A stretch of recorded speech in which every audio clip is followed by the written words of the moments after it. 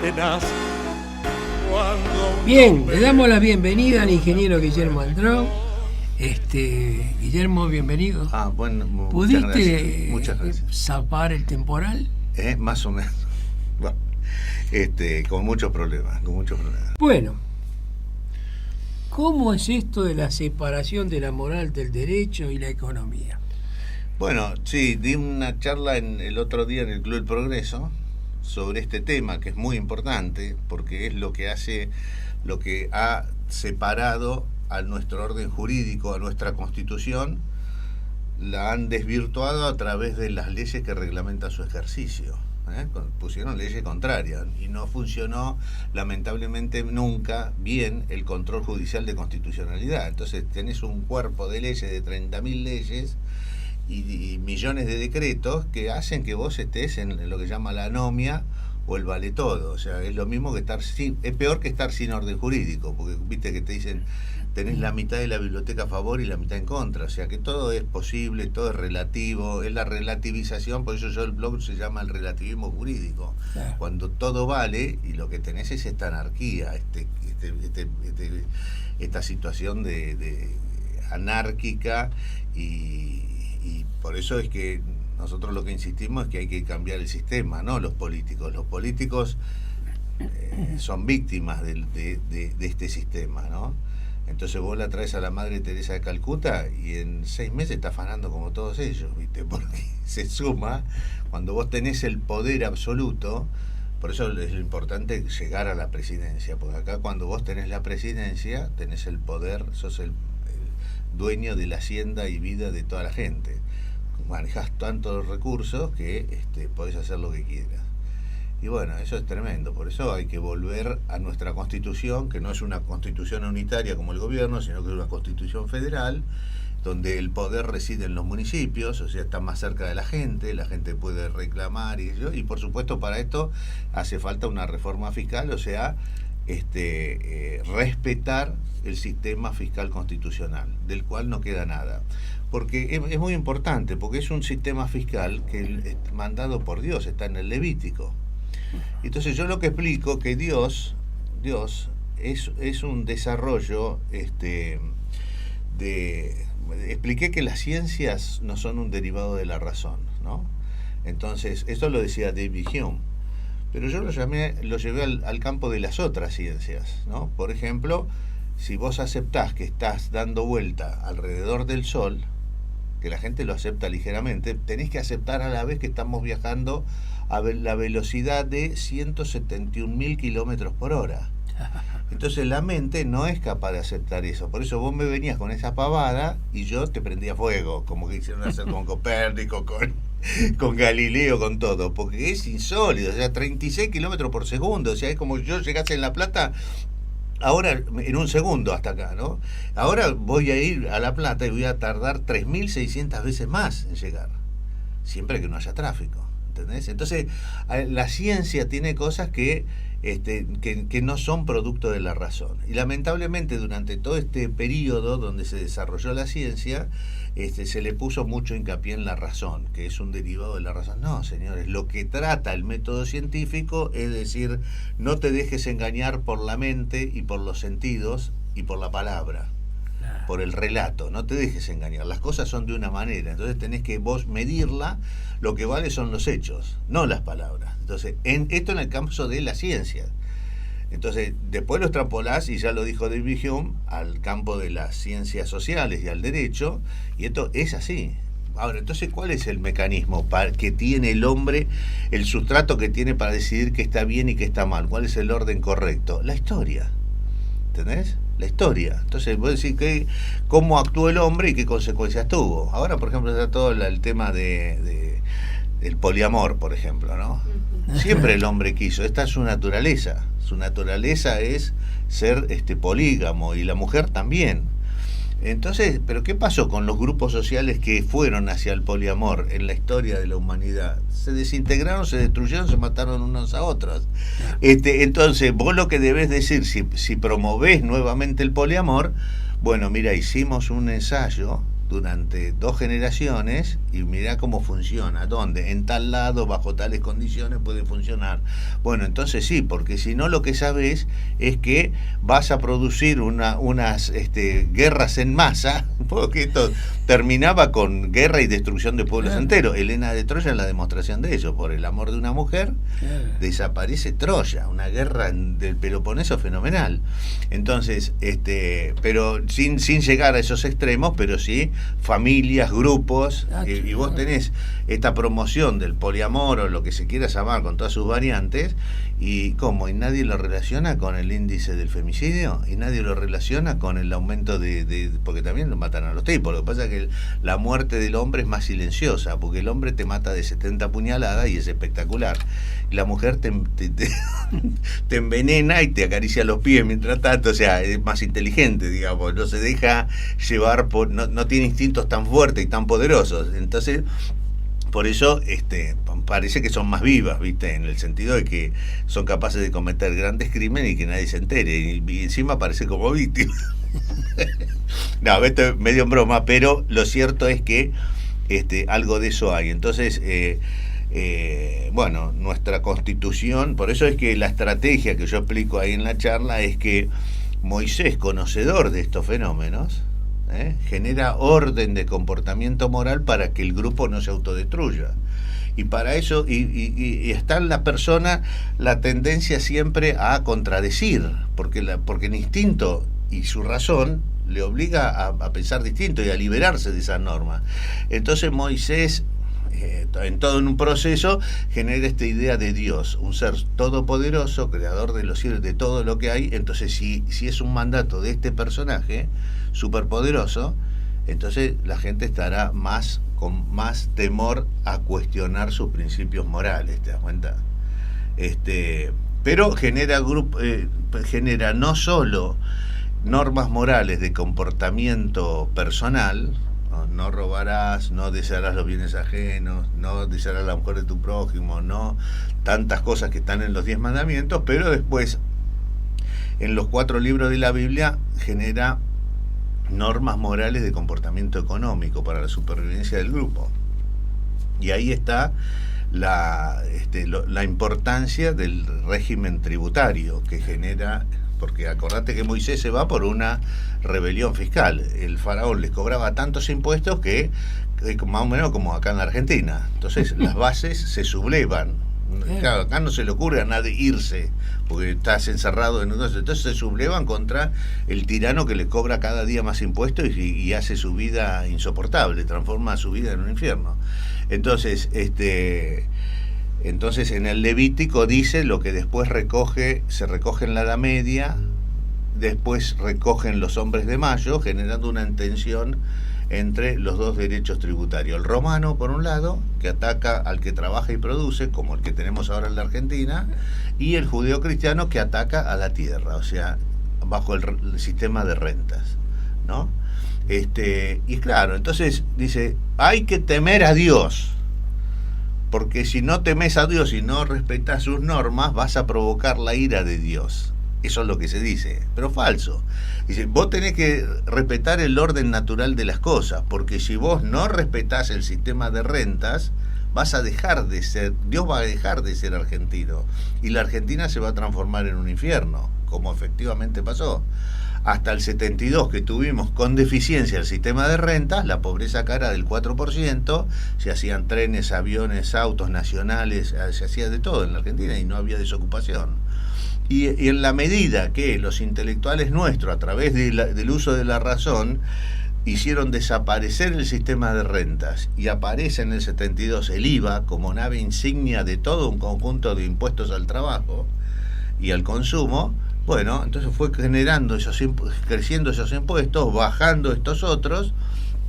¿Y qué fue lo que pasó? Que creció el 4% de pobreza, se fue al 32%. Creció igual que creció el nivel de los impuestos. Estamos como en Roma. En Roma, a la caída de Roma, te cobraban impuesto por el orín que tirabas a la calle, por los gorriones que cazabas para meter en la olla. O sea, una cosa insólita, como acá, ahora, en este momento. Entonces nosotros, la propuesta es, señores, volvamos que en nuestras universidades no se enseñe más el derecho positivo, que se enseñe el derecho, que se enseñe la ciencia moral, que es el fermento del correcto derecho. Bueno, y eso es una lucha enorme porque en nuestras universidades cada año se crean ejércitos de abogados romanos. Vos sabés que justo ahora que pasó lo de Bolsonaro me viene muy bien porque yo te lo habré dicho a vos varias veces, ¿no? A los brasileros, que yo voy siempre a Brasil y tengo amigos allá, le digo, ustedes el problema que tienen está en su billete. En el billete que hay un romano, nadie sabe. Vos le preguntás a un brasilero y decís, che, ¿qué hay en el real, en el frente? Y los tipos no saben, porque claro, hasta ahí no lo ven. Del otro lado tienen un animal en el anverso, pero en el frente tienen un romano. Entonces digo, ¿vos querés tener derecho romano? Bueno, entonces vas a necesitar un ejército romano que mate a las víctimas del sistema. En Roma eran los esclavos, ahora se llaman los sin tierra, que vos tratarás de sostenerlo, ¿no? Entonces Dilma y Lula crecieron de 50.000 planes a 50 millones de planes, es lo que dejaron. Pero no pudieron evitar la matanza de brasileros entre sí y del ejército matando a los brasileros. 65.000 crímenes por año. Por eso es que la gente termina no votando más por el partido de Lula, a pesar de que vos decís, pero ¿cómo? ¿Hizo tanto por ellos? ¿Cómo no lo votan? No, pues yo estoy en una trampa, porque acá vivo en un infierno. Entonces terminan votando a este. Y entonces yo le digo siempre a los cosas, primero vas a necesitar un ejército romano, con generales romanos para que maten a las víctimas, como en Roma. Y después va a emerger de esa sociedad un César romano. Los Césares romanos eran asesinos vocacionales, ¿te das cuenta? Tenían pasión por matar, que es lo que le pasa a Bolsonaro y más al vicepresidente de ahora de Brasil. Porque cuando vos ves, esto es muy interesante porque no sé si ustedes ven la serie Walking Dead, la serie la conoces. Bueno, la serie de Walking Dead hay un virus que te quita la corteza cerebral, entonces te deja en funcionamiento solamente el sistema límbico, el primitivo, que es un poco lo que te hacen en la universidad, digamos, ¿no? Te quitan la capacidad de razonar. Entonces el hombre se transforma en un asesino de hombres. Eso es lo que hace este derecho con la gente en las villas, en la miseria. Generan una transmutación de la naturaleza del hombre, que es una transmutación fisiológica, empieza a ser psicológica, pero termina siendo fisiológica, neurológica, y entonces aparecen estos pibes que te matan, y esta gente que Zaffaroni dice, y tiene razón, esta gente es culpa de nosotros. Tenés razón, le digo Zaffaroni. ¿Y sabes por qué es culpa de nosotros? Y ahí se le acaba el razonamiento. Por el derecho que ustedes están aplicando a través del Código Civil, que es contrario al derecho de la Constitución. Entonces transforma al homo hominis amicus, que somos en una situación normal, todos somos amigos y colaboramos y tratamos de beneficiarnos unos a otros, y de ser caritativos, que esa es la naturaleza humana, en lo que detecta Hobbes en Inglaterra, que es el hombre lobo del hombre, ¿no? Homo hominis lupus.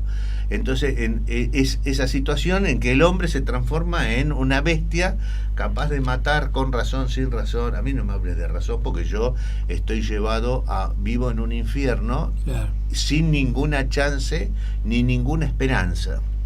Porque mientras hay esperanza, la gente espera, pero la gente se desespera con lo votaron a Macri, pobreza cero, y mira lo que está pasando. ¿Entendés? Entonces la gente entra en la desesperación y eso es lo que genera un aumento de la violencia, un aumento de la tasa de suicidio, un aumento de la tasa de homicidio, que es lo que está pasando en este momento, lamentablemente. Y con eso el desequilibrio total de la psiquis humana, unos que se ven compelidos a atacar, y el otro, cuando es atacado, también reacciona de esa manera. Entonces ejércitos vayan y en ese clima aparecen los camps, aparecen los echecolats, que la prensa y la gente los Bolsonaro, y que esto es lo que va a pasar en Europa, en toda Europa, pues en Europa, en España, en Francia, que están todo el desastre que le hicieron a través del derecho los franceses a los africanos, Cuando René David hace 80 años generó el Código Civil para Etiopía sin haber pisado a Addis Abeba, desde su atelier en París le generó un Código Civil. Che, qué lindo, qué interesante. ¿Así? ¿Y cuál va a ser la consecuencia? Y la consecuencia es que los franceses nos vamos a apropiar de los territorios, lo vamos a dejar sin tierra a los africanos. Y después van a venir los chinos, porque el sistema legal es eso. Ahora están haciendo el juego a los chinos. Van y se le apropian. Entonces, dejás sin tierra a la gente, le dejás sin los recursos de la tierra, sin la renta, armás una guerra civil en Gozo, pero después la guerra civil la tenés en el centro de París, la tenés en Marsella, la tenés en todas las ciudades. O sea que en el pecado llevás la penitencia. Y entonces esta gente humillada que tiene que salir de sus países va a Francia y las humillan porque le dan trabajos y salarios miserables. Entonces una generación se los banca porque salieron del infierno, la otra generación de franceses hacen lo que están haciendo. Violan a la francesa, la manosean, hacen cualquier cosa y los franceses, que no salga nada en la prensa a ver si se enojan los musulmanes. ¿Entendés? Entonces es jodido, es un tema que en ese clima, lógicamente, como siga esto así, que no veo que haya, porque acá lo que está fallando es la iglesia. Yo creí que este papa sabía algo de esto, sabía de los principios de orden del cristianismo, de orden económico, ¿no? Y financiero, y ya han pasado 6 años y no dijo una palabra. O sea que no lo saben, porque todos los franciscanos que pelearon contra esta reforma que se impuso a través de la Inquisición, allá en el siglo XI, después los obligaron a estudiar por Tomás de Aquino, y Tomás de Aquino es el personaje que transforma la iglesia cristiana en romana, y bueno, ahí tenés el desastre. Así que bueno, la importancia de que esto se sepa. Yo vengo ahora de una reunión porque la gente cree que el problema es la Constitución, ¿verdad? Tenemos un orden constituido muy malo, entonces quieren reformar la Constitución. Y entonces yo voy y le digo, yo estoy totalmente de acuerdo, lo que hay que hacer es reformar, por ejemplo, democratizar el sistema judicial, ¿no? ¿Y cómo se democratiza el sistema? Respetando el orden judicial de la Constitución, o sea, con juicio por jurado, no con juicios inquisitoriales. Pero el juicio por jurado está de 1853. Nunca se respetó. Acá los delincuentes número 1 son los constitucionalistas. Los constitucionalistas argentinos son una vergüenza. Por eso yo digo que hay que quitarles el título a todos. No se hará así, pero hay que homologarlo, flaco. Tienen que homologar sus títulos conforme a un derecho de civilización. No puede, nosotros fuimos el primer país en el mundo en institucionalizar esto. ¿Te das cuenta? Sí. Entonces yo cuando les cuento a la gente, vinieron economistas de Australia, Nueva Zelanda, con Singapur, a hacerle un homenaje a la Argentina, y yo lo junto con el presidente de la Academia de Ciencias Económicas, y los tipos se pegan un susto bárbaro. Dice, ¿cómo? ¿Acá no existe nada? ¿No saben nada ustedes de la Escuela Rioplatense de Economía Natural fundada por Manuel Belgrano, que es la que nosotros abrevamos? No, nuestros economistas no saben nada. Fueron instruidos en Estados Unidos para un sistema fiscal, o sea, un sistema legal que instituye un sistema fiscal autodestructivo. O sea, este es el sistema económico que yo quisiera que tenga el enemigo. Y fíjate vos, todos los países del Commonwealth tienen el sistema fiscal y legal de la Constitución argentina. Y todos los países de América Latina, la América hispánica, que esto es la escuela de Salamanca, digamos, ¿no?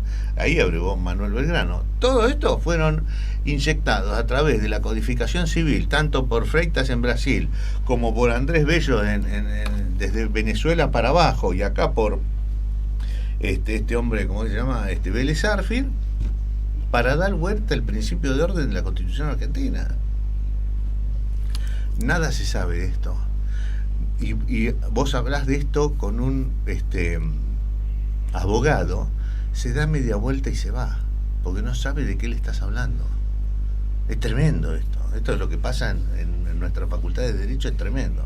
O sea que yo he tenido durante el primer semestre de este año todo un curso, hicimos sobre... Y a los tipos no le entran balas. Por eso es que todo esto está ligado a la ceguera que te produce la educación. Cuando vos aprendiste una cosa, después te es muy difícil dar marcha atrás. Por eso, viste que algunos hablan de tenemos que desaprender para volver a aprender.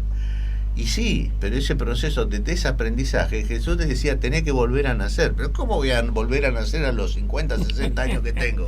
Le comentaba, le respondía, no. El renacimiento es nacer espiritualmente, o sea, intelectualmente tenés que abandonar todo ese sistema romano, porque cuando viene Jesús, cuando llega Jesús, aparece Jesús, había pasado lo mismo que pasó acá hoy. O sea, el derecho judeo-cristiano, el derecho divino, el mandado por Dios por la ciencia moral, se había homologado con el derecho romano, que le impusieron los romanos y que por supuesto muchos judíos se sentían beneficiados, como Recoleta acá está recontra beneficiada, no trabaja nadie y son todos millonarios. ¿Entendés? ¿Y por qué? Y porque el sistema legal es así, hace que vos te quedes con ese valor que produce la tierra, porque ser dueño de la tierra no enriquece a nadie. Lo que hace rico al rico es apropiarse de ese valor que lo genera la sociedad. Y si lo genera la sociedad y se manifiesta en el aumento del valor de la tierra, pero si lo generó la sociedad, debe ir a la sociedad, no al bolsillo del propietario de la tierra. Este es el principio básico. ¿Entendés? Este principio básico que está en cualquier consorcio. Si vos vivís en un departamento, vas a pagar por los metros cuadrados de departamento que tenga, por lo que vale tu propiedad. No vas a... fíjate si alguien en un consorcio le diría, bueno, vamos a pagar cada uno por lo que produce. Así que a partir de la semana que viene cada uno me trae la declaración jurada de cuánto ganó y en base a eso vamos a pagar los gastos comunes del edificio. ¿Cómo sería el futuro de ese edificio? Como la Argentina, cuando cambió su sistema. ¿Entendés? Por eso yo estoy con ganas de... viste que este hombre... el de Estados Unidos, ¿cómo se llama? Donald Trump tuvo un eslogan que se llamó volver a ser grande Estados Unidos, ¿no? Acá hay que volver a que Dios sea argentino. Para volver a que Dios sea argentino tenemos que respetar la ley de Dios, que está en el Levítico y en nuestra Constitución. Volver al sistema fiscal constitucional, volver al sistema financiero constitucional, volver al orden judicial constitucional. Y eso no se respeta. Ahora tenemos una ventaja. Cuando la Iglesia dice, bueno, no queremos más fondos públicos, lo hace muy bien, porque el próximo que se tiene que quedar sin fondos públicos es el Parlamento argentino, que son cámaras honorables, ellos no deben ganar nada. Y entonces, vos viste que ahora se aumentaron la dieta el 41%. Entonces, lógicamente, salen los aeronáuticos y yo quiero el 40, y yo quiero el 40, la justicia también lo hace. Entonces, están todos peleando por la presa. ¿Quién es la presa? ¿Sabes quién es la presa? Vos y yo que le tenemos que pagar eso. Si tuviésemos un parlamento honorable, que tenga vamos a pagarle como a una, si querés, como a una directora de colegio o como a una maestra. Suficiente. Si cada vez que haces una ley estás haciendo un daño. Las leyes son dañinas. ¿Entendés? Entonces, cuanto menos leyes haya, mejor. ¿Cuántas leyes tuvo la Argentina, que generó el milagro argentino y que generó una sociedad con el mayor PBI per cápita? 300 leyes. Hoy tenemos 36.000. Y cada uno que llega a la legislatura dice, qué ganas de hacer leyes que tengo. ¿Cómo? Cada ley es una prohibición, un conflicto y un trauma que generás. Te puedo dar fe por el hecho de decir cada legislador. Yo hice 300 sí, orgulloso lo dice. Proyectos. Bueno, es que existe esa idea. Dice, no sabés qué gran legislador hizo 200 leyes. Y tenés la revista del Parlamento que saca el ranking. No, pero ¿sabes qué hacen? Copian y pegan de la legislación comparada, sacan de España, de Australia, donde sea, copian y pegan. Y las consecuencias, no sé, yo presenté tantas leyes, entonces merezco renovar mi banca. Sí, claro. No, pero gente peligrosísima. Yo trabajo. Gente peligrosísima. Por eso que cuando viene este sistema nacionalista, en 1850 más o menos, Lampedusa escribe una obra fantástica que se llama El gato pardo, ¿no? Y entonces él dice, terminó el tiempo de los leones y los gatopardos, ahora es el tiempo de las hienas y los chacales. Las hienas y los chacales son los que tenemos en el Parlamento, que hacen todo este desastre. Porque es peor cuando vos tenés un mal parlamento, o sea, el responsable del éxito financiero, del éxito de un país, es causa del sistema legislativo, no del ejecutivo. Porque vos, bueno, primero la ley de presupuesto, ¿viste? Claro. La ley de coparticipación. Fíjate vos que el otro día Freddy Storani, ¿no?, da una charla en La Plata, lo voy a ver, sobre el federalismo. Y habla de cualquier cosa menos del federalismo, ¿viste? Entonces, como terminó, se iba por las ramas, ¿viste?, hablando de todo lo que está mal, ¿no? Entonces voy y le digo, pero perdón una cosa, ¿usted sabe que la solución de todo lo que usted está diciendo está en el título de su charla? Si volvemos al federalismo, tenemos que volver al orden fiscal constitucional. Y usted sabe lo que es el orden fiscal constitucional, ¿no? Bueno, entonces le hice una pregunta más extensa y mejor que esta, pero el tipo que empezó a hablar de la ley de coparticipación federal, o sea, no sabe nada. Es un ignorante absoluto del sistema fiscal constitucional. Entonces termina y me rodearon un grupo de muchachos ahí y dicen, no, vos tenés razón, qué sé yo. Sí, pero este tipo es un ignorante absoluto, Freddy Storani está hablando, y da clase en la Facultad de Derecho. Entonces les digo, bueno, esperá que salga el video, porque eso lo hace una escuela Balbín en el Comité Radical, esperá que salga el video, después me hablan por WhatsApp, ¿no? Y le digo, esperá que salga el video, que debe salir mañana, y entonces yo voy a usar ese video y voy a poner el título: Federico Storani, otro peligroso ignorante del orden fiscal constitucional, ¿no? Esto fue hace 20 días, el video todavía no se publicó. No. Pero te pasa lo mismo con López Murphy, se le hizo la semana pasada en Coso, le digo esto, mire, vinieron ingleses, australianos a hacer un homenaje a Coso por el sistema fiscal argentino, de la Constitución argentina. Y el tipo también responde con el porque para él el sistema fiscal no tiene nada en la cabeza. O sea, de esto vos le preguntás y los tipos no saben de qué le estás hablando, no saben que la Constitución viene que prohíbe en el artículo 14 los impuestos al trabajo. Entonces, Alberti dice, he puesto en el artículo 14 un cerrojo de hierros a los avances del socialismo. ¿Cómo? Sí, lo dice Alberti. ¿Por qué? Porque dice que vos tenés derecho al fruto de tu trabajo. O sea, sos dueño del fruto de tu trabajo. ¿Quién no te puede venir a sacar? ¿El vecino? No, el vecino desde ya que no me lo va a sacar porque lo solucionamos fácilmente. El Estado no te puede venir a sacar el fruto de tu trabajo. O sea que no puede haber impuesto al trabajo ni al consumo. Entonces eso te obliga a caer en el sistema de renta, que es el sistema fiscal constitucional. Nada saben de esto. Nada Porque saben. el principio básico es que no saben que la Constitución todo lo que tiene. Los 4 principios básicos, la gansada la saben todas, pero los 4 principios básicos de la Constitución no los conocen. Los constitucionalistas no lo conocen. Fíjate vos la aberración que te estoy diciendo. Por eso yo desde el 2012 vengo pidiendo un juicio de Russell Sartre contra la Academia de Ciencias Morales. Pues esto no es un problema de políticos, esto es un problema de intelectuales. Y los que han generado este desastre y ahora están guardados a silencio. Por eso, ¿quién opina acá de política?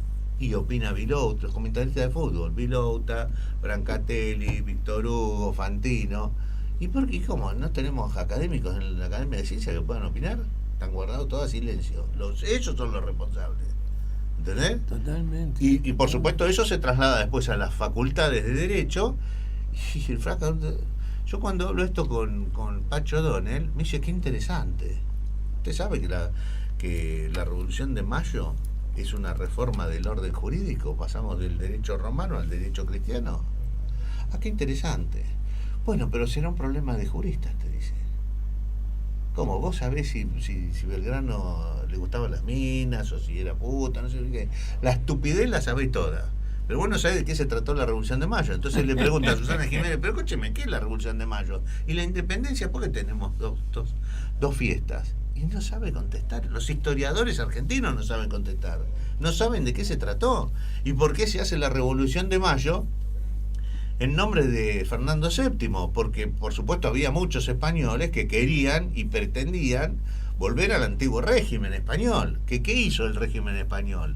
Cristiano, de la mano del cristianismo. Vino a América, como allá fue corrido por la Inquisición, vino a América y generó de todas las culturas bárbaras que había, generaron muchas culturas, una sola civilización y un solo idioma, cristiano y español. y expandió todo el reino por toda América, ¿sí? En forma pacífica. Generaron 25 universidades, 12 colegios mayores, o sea, cultura.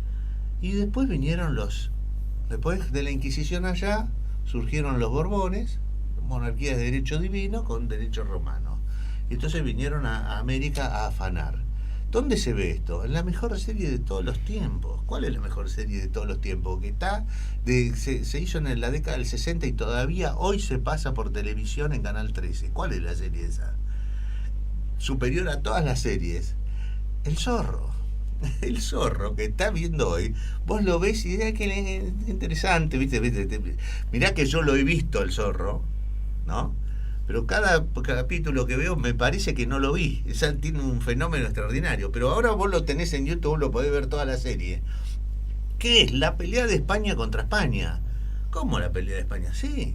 Las peleas de la España cristiana, con Diego de la Vega, el padre, y toda la gente que había hecho la América con los jesuitas, ¿sí? Sí, sí. Y por el otro lado viene el águila. ¿Quién es el águila? Roma. El águila es el símbolo de Roma, ¿te das cuenta? Que es ahora símbolo de Estados Unidos también. El derecho romano, el poder y la fuerza. Entonces el poder y la fuerza vienen a someter a todos los pueblos. Entonces eso generó todo un proceso secesionista. Se empiezan a independizar todos los países, se derrumba España. ¿Te das cuenta? Y con los Borbones, ahora volvieron los Borbones a España y el proceso secesionista sigue ahora en el reinado que le queda, que es esa península, nada más. Entonces, Cataluña se quiere separar, el País Vasco, Sevilla, todos se quieren separar. Todos se quieren separar. Es un proceso que está envolviendo a toda Europa porque todos se quieren separar. O sea, todos se quisieron unir y ahora todos están en un proceso de separación, ¿no? En Italia pasa lo mismo, en fin. En Inglaterra pasa. En Inglaterra, bueno, entonces la mejor serie, pero lo tenés que ver bajo estos ojos, ¿entendés? Bajo esta lupa. Cuando vos la ves bajo esta lupa, ahí te está diciendo, ¿y los ingleses qué hicieron? No, dice, toda casa dividida no puede seguir, decía, o cae. Y la casa, cuando se dividió entre el derecho romano y el derecho cristiano, España cayó. ¿Te das cuenta? Pero nosotros está en nuestro genes, está en nuestra memoria, tenemos que ver eso. Y entonces yo le digo a los federales, esto no es solo un problema del país, porque cuando vos instalás este sistema en la Argentina, por ejemplo, suponer que gane el Partido Federal y se restablezca el orden fiscal constitucional y el judicial y todo lo que quiera, que es básicamente, por eso la Constitución está inspirada en Dios, fuente de toda razón y justicia, porque este orden es un orden fiscal diseñado por una ciencia moral, ¿no? Que los inmorales de la Academia de Ciencias lo dieron vuelta, siempre en nombre de la razón, y por eso es muy interesante lo que está pasando, porque la nueva neurociencia viene a confirmar todo esto. ¿Qué es todo esto? Y las neurociencias te dicen, no somos animales racionales, somos lo mismo que decía David Hume, dice, el hombre, dice, es un ser pasional, decíamos. La razón solo le sirve para justificar sus pasiones. O sea, nunca la razón es el camino para la verdad, para llegar a la verdad. Sin embargo, a nuestros intelectuales han jugado a ser dioses y han tentado esa posibilidad de diferenciar entre el bien y el mal. Jugaron a ser dioses, creadores. ¿De qué? De una nueva legislación. ¿Y a dónde nos llevó la nueva legislación? En base a la razón y al genocidio del siglo XX con 180 millones de personas, y acá se está preparando una carnicería mayor a la del siglo XX, si no la paras a tiempo. Y hay una sola forma de pararla, a través de cambiar el orden jurídico de todo, que esto es un proceso que lleva 2000 años, porque esto lo intentó más de 2000 años, lo intentó Moisés, lo intenta Jesucristo, se restablece, es una lucha. Por eso San Agustín dice, la historia de la humanidad es la lucha entre la ciudad de Dios. La Argentina fue la ciudad de Dios. Acá venía cualquier miserable extranjero y se hacía rico, laburando un poquito. Y eso había gente que no lo podía permitir. Venían los tanos y se llevaban el cinturón lleno de oro de la Argentina para llevar a Italia. ¿Cómo esta gente trabajando va a ser tan rica? ¿Cómo se pueden hacer ricos? No, acá entonces empezaron a dar vuelta a todo el proceso. Hacemos una pausa. Sí, por favor. Continuando con nuestro ingeniero Guillermo Andró, ¿está en crisis Occidente? Claro, porque Occidente, el cristianismo está en crisis en realidad. Todo. Yo ahí en la charla muestro esto que pasó en el siglo XI, ¿no? El conocimiento, la sabiduría y la búsqueda de la verdad, la ciencia estaban en manos de las abadías, los seminarios y eran centros resplandecientes de santidad y conocimiento. Palabras que las dice Guillermo de Ockham en el siglo XII, o sea, un siglo después, dice, todos esos lugares que eran centros resplandecientes de conocimiento y santidad se transformaron en refugios de holgazanes. Entonces, por eso que esto es lo que los jesuitas rebrotan. Los jesuitas cada uno tiene una profesión, ¿viste? Los curas ahí dejaron de estudiar y pasaron a ser desde buscadores de la verdad, que eran los cristianos, a estos nuevos cristianos que son defensores de la verdad. Y ser buscador de la verdad y ser defensores de la verdad son dos situaciones antagónicas, totalmente antagónicas. Entonces, si vos defendés la verdad, ¿cómo se defiende la verdad? Y con la Inquisición, con la hoguera, te prendo fuego y listo. Para generar otra pata de la charla es el terror y el trauma, ¿no? Entonces, como el terror, vos generás terror y generás un trauma en la sociedad, y un trauma es algo que te inhibe, no te deja salir, ¿te das cuenta? Si vos pasás por esa puerta y se te produce una descarga eléctrica, ¿no? Entonces no salís más. Y decís, pero tengo que salir porque tengo que comer. Entonces intentás salir de nuevo y se te produce otra descarga, entonces después no salís más. Que esto es lo que se ve en la película, ya que a Macri le dicen el ángel exterminador. Yo les recomiendo a la gente que vean la película de Buñuel, El ángel exterminador, basado en el Apocalipsis según San Juan, donde pasa eso, se junta un grupo de gente después de un teatro, van a comer a casa de uno, ¿viste? Y eran 35 personas. Y después nadie puede salir, van hasta el umbral, y en el umbral pasa algo insólito que no los deja salir. Es un trauma que ha producido la educación, a través de la educación. Entonces la gente se junta afuera también.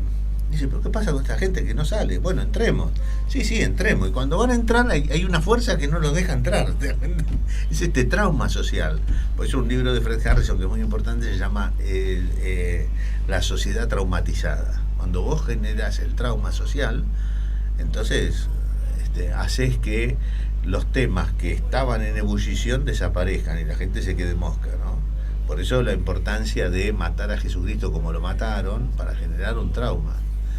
Después, en la Edad Media, los mataban, eran peor que con la matanza. A Dulcino, a Margarita, a todos los cristianos en Italia, los mataron de una forma terrible, que Jesucristo era nada alrededor de ellos.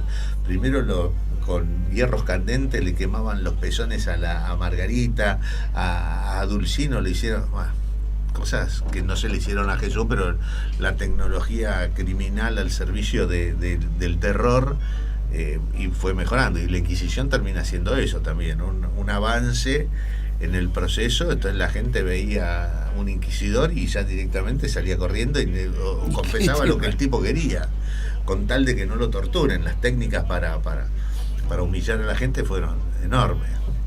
Bueno, y entonces ese trauma es el que soporta a la Argentina. La Argentina está con un trauma fenomenal, un producto de la violencia política que ha habido en los 70, pero acá hay 100 años de violencia política que preceden a las guerras civiles que hubo antes. O sea, hubo guerras civiles, después 100 años de violencia política, la década del 70, y el genocidio de los militares. Y si yo te muestro la violencia que ha habido en democracia desde el 83 hasta acá, y te hago un video, vos no podés creer, dicen, pero esto es un infierno. ¿Entendés? Lo viste el fin de semana, el año pasado, cuando Macri gana con el 60%, a la semana y media un despelote cagándose a ejércitos populares contra ejércitos regulares, cagándose a cascotazos en el Congreso. Y la semana pasada hubo otro, escándalo parecido. O sea, la lucha de un grupo de personas queriendo someter al resto y la lucha del resto de luchar por su libertad. Entonces, esta es la guerra civil a que te lleva al derecho romano.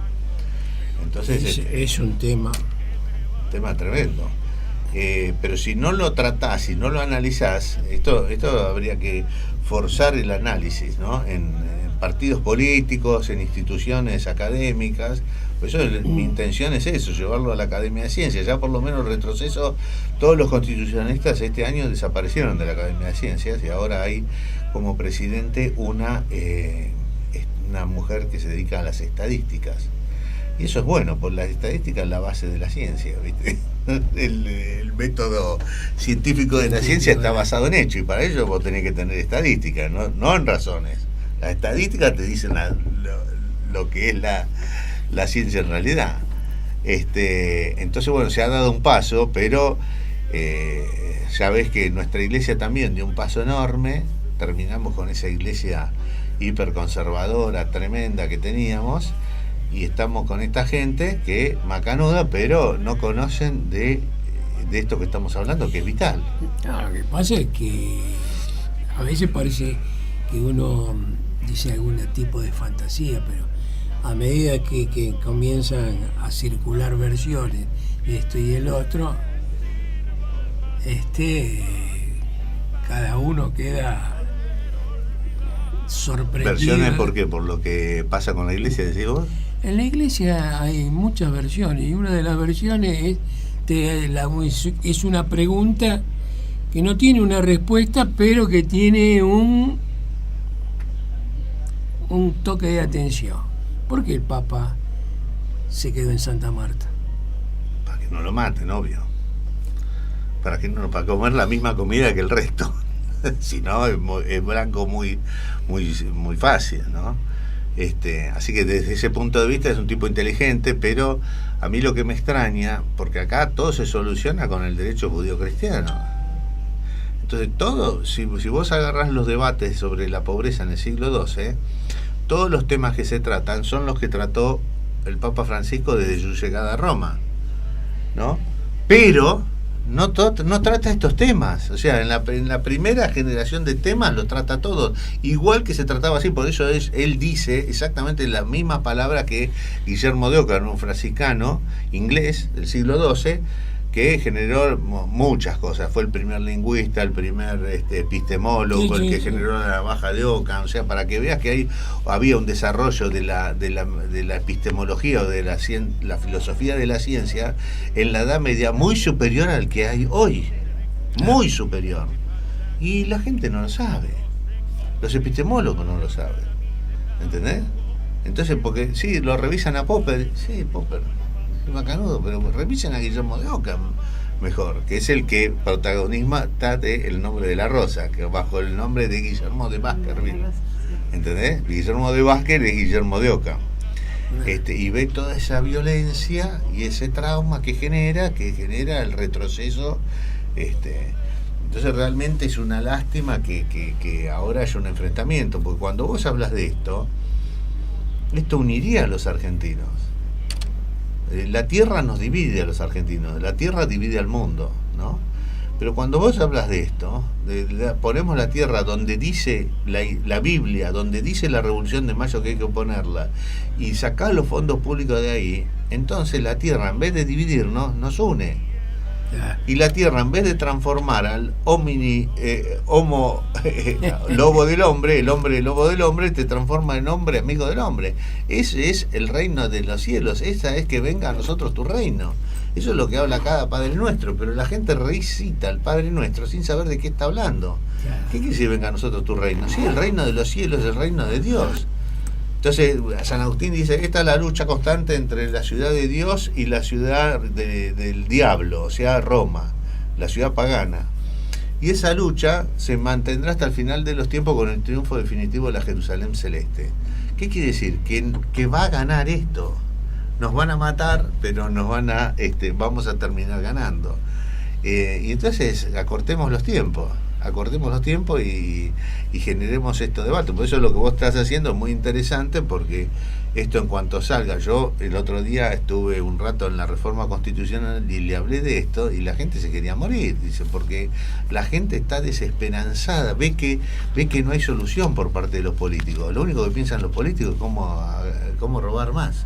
La harina para su costal, y no le importa 3 carajos la gente ni nada, porque si no, no hubiesen generado este estallido. Y bueno, che, muchachos, paremos de afanar un poco. Por lo menos si tuviésemos un Luis Barrio Nuevo que les diga ahí adentro, che, dejemos de afanar un rato, un año o 2, pero acá no hay ni uno que diga lo que decía Luis Barrio Nuevo, que por supuesto es un delincuente, ¿no? Pero es un delincuente confeso, estos son grandes señores. Y nadie, salvo 2 o 3 que dicen, no, yo quiero cobrar como una maestra, todos van a ir para saquear, y cada persona que vos ves en la política es gente de cuarta, que lo único que quiere es llegar a un carguito para cargarse con los 170.000 pesos que cobran de sueldo, y después una jubilación de privilegio, y nada más. Y la gente, y el acceso de la tierra a la gente a la tierra, que sin el cual la familia no puede funcionar, está directamente ligado a esto. No les importa 3 carajos, les importa hacer negocios con la tierra. Por eso, viste que yo metí preso a todo el gabinete de Bruera por su negocio con la tierra. ¿Sabes lo que dijo Galán en Colombia? Dice, la especulación en tierra generada por el derecho es más poderosa y más corrupta que el narcotráfico. Lo dice un colombiano. ¿Sabes quién es el Galán? Es el hijo de el Galán, candidato a presidente, que Pablo Escobar Gaviria lo mata en el escenario. Sí. Que están... bueno, el hijo de ese dice esto. Y también está perfecto lo que decís. ¿Y cómo? Vivimos en un desierto y la gente no tiene acceso a la tierra. Un lote pedorro vale $80.000. Y la gente entonces no puede pensar ni en casarse, ni en formar una familia. El único destino que tiene es la villa. Que hay gente como nosotros, hermanos nuestros. Es una locura total. Bien. Y todo depende de este tema. Guillermo, cuando hagamos la reforma, sí. Dios va a volver a ser argentino, y la reforma se hace cambiando los impuestos por la renta. Se duplica el salario, baja la tierra, y eso significa que terminas con la pobreza en forma inmediata. De acá a 20 años, como te dicen estos delincuentes. Es inmediata. Bueno, nos tenemos que ir, te agradecemos infinitamente y seguimos al habla. Luana, hasta la próxima, nos vamos. Doña Tere, gracias por todo. Nos vamos. Y nos vamos hasta el próximo sábado a las 9 de la mañana. Que Dios derrame alegría sobre todo. Queridos, ¿cómo poder olvidar? ¿Dónde quedó mi casa vieja? Comienzo de espacio publicitario en Conexión Abierta. Este medio está asociado a CADEMAD, Cámara Argentina de Medios Audiovisuales Digitales. Atención, la fábrica